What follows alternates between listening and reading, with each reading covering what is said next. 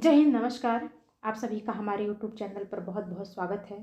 पिछले वीडियो में हमने देखा था कि वसुधा का बुखार उतर चुका है। वह पहले से काफ़ी अच्छी और खुश थी और कुंवर साहब से उनके शिकारी तोहफे देखने का आग्रह करती है और कुंवर साहब अपने सारे शिकारी तोहफे उसके सामने पेश करते हैं। अब कहानी आगे। चीतों की खालें थी, बाघों की, मृगों की, शेरों की। वसुधा हर एक खाल नई उमंग से देखती, जैसे बायोस्कोप के एक चित्र के बाद दूसरा चित्र आ रहा हो। कुंवर साहब एक एक तोहफे का इतिहास सुनाने लगे। यह जानवर कैसे मारा, उसके मारने में क्या क्या बाधाएं पड़ी, क्या क्या उपाय करने पड़े, पहले कहाँ गोली लगी आदि। वसुधा हर एक कथा आंखें फाड़ फाड़ कर सुन रही थी। इतना सजीव स्फूर्ति आनंद उसे आज तक किसी कविता, संगीत या आमोद में भी ना मिला था। सबसे सुंदर एक सिंह की खाल थी, वही उसने छांटी। कुंवर साहब की यह सबसे बहुमूल्य वस्तु थी। उसे अपने कमरे में लटकाने को रखे थे। बोले, तुम बाघंबरों में से कोई ले लो, यह तो कोई अच्छी चीज नहीं है। वसुधा ने खाल को अपनी ओर खींचकर कहा, रहने दीजिए अपनी सलाह, मैं खराब ही लूंगी। कुंवर साहब ने जैसे अपनी आंखों से आंसू पोंछकर कहा, तुम वही ले लो, मैं तो तुम्हारे ख्याल से कह रहा था। मैं फिर वैसा ही मार लूंगा, तो तुम मुझे चकमा क्यों देते थे? चकमा कौन देता था? अच्छा खाओ मेरे सर की कसम, यह सबसे सुंदर खाल नहीं है। कुंवर साहब ने हार की हंसी हंसकर कहा, कसम क्यों खाएं? इस एक खाल के लिए ऐसी ऐसी एक खाल लाख खाले हों तो तुम्हारे ऊपर न्यौछावर कर दूं। जब शिकारी सब खालें लेकर चला गया तो कुंवर साहब ने कहा, मैं इस खाल पर काले ऊन से अपना समर्पण लिखूंगा। वसुधा ने थकान से पलंग पर लेटते हुए कहा, अब मैं भी शिकार खेलने चलूंगी। फिर वह सोचने लगी, वह भी कोई शेर मारेगी और उसकी खाल पति देव को भेंट करेगी। उस पर लाल ऊन से लिखा जाएगा, प्रियतम। जिस ज्योति के मंद पड़ जाने से हर एक व्यापार, हर एक व्यंजन पर अंधकार छा गया था, वह ज्योति अब प्रदीप्त होने लगी थी। शिकारों का वृतांत सुनने की वसुधा में चाट सी पड़ी थी। कुंवर साहब को कई कई बार अपने अनुभव सुनाने पड़े। उसका सुनने से जी ही ना भरता था। अब तक कुंवर साहब का संसार अलग था, जिसके दुख सुख, हानि लाभ, आशा निराशा से वसुधा को कोई सरोकार न था। वसुधा को इस संसार के व्यापार में कोई रुचि ना थी, बल्कि अरुचि थी। कुंवर साहब इस पृथक संसार की बातें उससे छिपाते थे, पर अब वसुधा उनके इस संसार में एक उज्जवल प्रकाश, एक वरदानों वाली देवी के समान अवतरित हो गई थी। एक दिन वसुधा ने आग्रह किया, मुझे बंदूक चलाना सिखा दो। डॉक्टर साहब की अनुमति मिलने में विलंब न हुआ। वसुधा स्वस्थ हो गई थी। कुंवर साहब ने शुभ मुहूर्त में उसे दीक्षा दी। उस दिन से जब देखो वृक्षों की छांव में खड़ी निशाने का अभ्यास कर रही है और कुंवर साहब खड़े उसकी परीक्षा ले रहे हैं। जिस दिन उसने पहली चिड़िया मारी, कुंवर साहब हर्ष से उछल पड़े। नौकरों को इनाम दिए, ब्राह्मणों को दान दिया गया। इस आनंद की शुभ स्मृति में उस पक्षी की मम्मी बनाकर रखी गई। वसुधा के जीवन में अब एक नया उत्साह, एक नया उल्लास, एक नई आशा थी। पहले की भांति उसका वंचित हृदय अशुभ कल्पनाओं से त्रस्त ना था। अब उसमें विश्वास था, बल था, अनुराग था।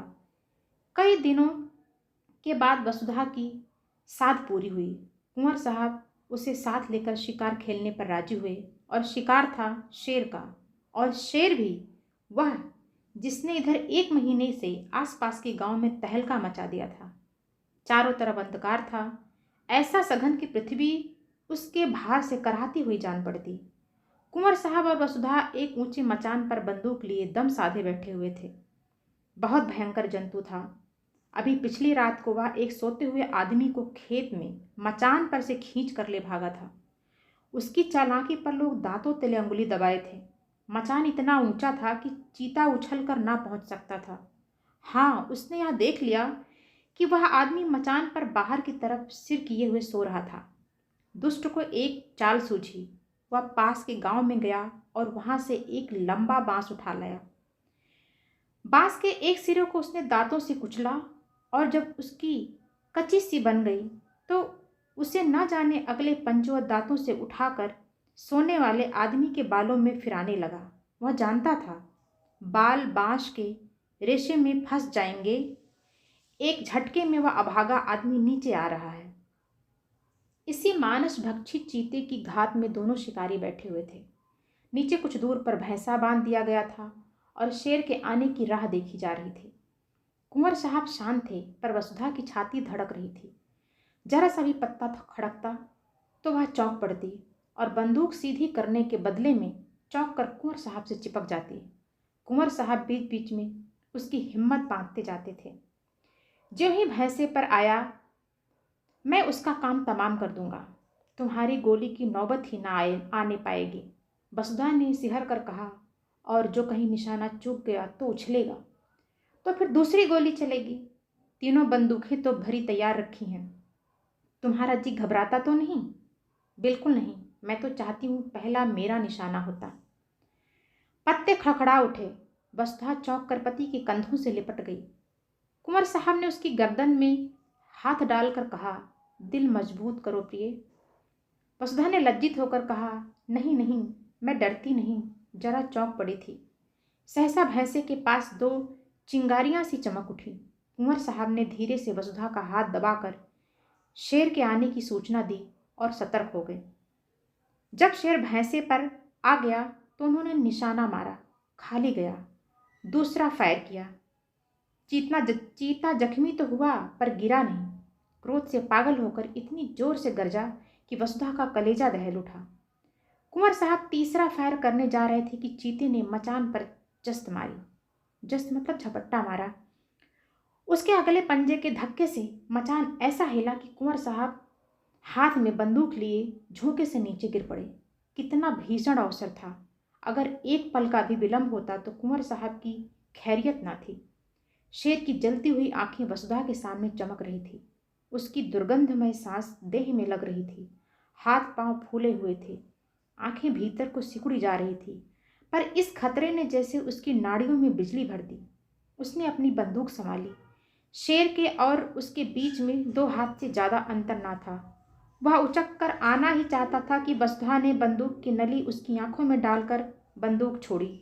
धाएं! शेर के पंजे ढीले पड़े, नीचे गिर पड़ा। अब समस्या भीषण थी। शेर से 3-4 कदम पर ही कुंवर साहब गिरे पड़े थे। शायद चोट ज्यादा आई हो। शेर में अगर अभी दम है तो वह उन पर जरूर वार करेगा। वसुधा के प्राण आंखों में थे और बल कलाइयों में। इस वक्त कोई उसकी देह में भाला भी चुभो देता तो उसे खबर ना होती।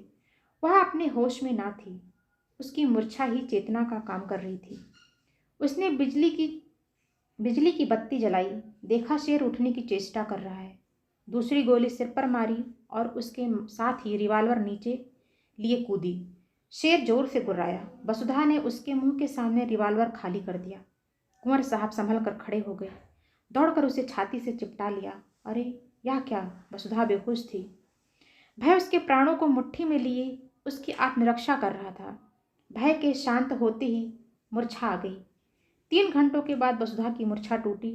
उसकी चेतना अब भी वही भयप्रद परिस्थितियों में विचर रही थी। उसने धीरे से डरते डरते आंखें खोली। कुंवर साहब ने पूछा, कैसा जी है प्रिय? वसुधा ने उसकी रक्षा के लिए दोनों हाथों का घेरा बनाते हुए कहा, वहां से हट जाओ, ऐसा ना हो झपट पड़े। कुंवर साहब ने हंसकर कहा, शेर कब का ठंडा हो गया, वह बरामदे में पड़ा है। ऐसे डील डॉल का और इतना भयंकर सिंह मैंने नहीं देखा। वसुधा, तुम्हें चोट तो नहीं आई? कुंवर, बिल्कुल नहीं। तुम कूद क्यों पड़ी? पैरों में बड़ी चोट आई होगी। तुम जीती कैसे बची, यह आश्चर्य है। मैं तो इतनी ऊंचाई से कभी ना कूद सकता। वसुधा ने चकित होकर कहा, मैं कहाँ कूदी? शेर मचान पर आया, इतना याद है। उसके बाद क्या हुआ मुझे कुछ याद नहीं। कुंवर को भी विस्मय हुआ। वाह, तुमने उस पर 2 गोलियां चलाई। जब वह नीचे गिरा तो तुम भी कूद पड़ी और उसके मुंह में रिवाल्वर की नली ठूस दी। बस वही ठंडा हो गया। बड़ा बेहया जानवर था। अगर तुम चूक जाती तो वह नीचे आते ही मुझ पर जरूर चोट करता। मेरे पास तो छुरी भी ना थी। बंदूक हाथ से छूटकर दूसरी तरफ गिर गई थी। अंधेरे में कुछ सुझाई ना देता था। तुम्हारे ही प्रभाव से इस वक्त मैं यहाँ खड़ा हूँ। तुमने मुझे प्राण दान दिया है। दूसरे दिन प्रातःकाल यहाँ से कूच हुआ। जो घर वसुधा को फाड़े खाता था उसमें आज जाकर ऐसा आनंद आया जैसे किसी बिछुड़े मित्र से मिली हो। हर एक वस्तु इतना स्वागत करती हुई मालूम होती थी। जिन नौकरों और लड़कियों से वह महीने से सीधे मुंह न बात बोली थी, उनसे आज वह हंस हंस कर कुशल पूछती और गले मिलती थी, जैसे अपनी पिछली रुखाइयों की पटौती कर रही हो। संध्या का सूर्य प्रकाश के स्वर्ण सागर में अपनी नौका खेता हुआ चला जा रहा था। वसुधा खिड़की के सामने कुर्सी पर बैठकर सामने का दृश्य देखने लगी। उस दृश्य में आज जीवन था, विकास था, उन्माद था। केवट का वह सोना झोपड़ा भी आज कितना सुहावना लग रहा था। प्रकृति में मोहिनी भरी हुई थी। मंदिर के सामने मुनिया राजकुमारों को खिला रही थी। वसुधा के मन में आज कुलदेव के प्रति श्रद्धा जागृत हुई, जो बरसों से पड़ी सो रही थी। उसने पूजा के सामान मंगवाए और पूजा करने चली। आनंद से भरे भंडार से अब वह कुछ दान भी कर सकती थी। जलते हुए हृदय से ज्वाला के सिवा और क्या निकलती। उसी वक्त कुंवर साहब आकर बोले, अच्छा पूजा करने जा रही हो? मैं भी वहीं जा रहा था। मैंने एक मनौती मान रखी है। वसुधा ने मुस्कुराती हुई आंखों से पूछा, कैसी मनौती है? कुंवर साहब ने हंसकर कहा, यह ना बताऊंगा। इस प्रकार से मुंशी प्रेमचंद की कहानी शिकार यहीं समाप्त होती है। आप सभी का सुनने के लिए बहुत बहुत धन्यवाद।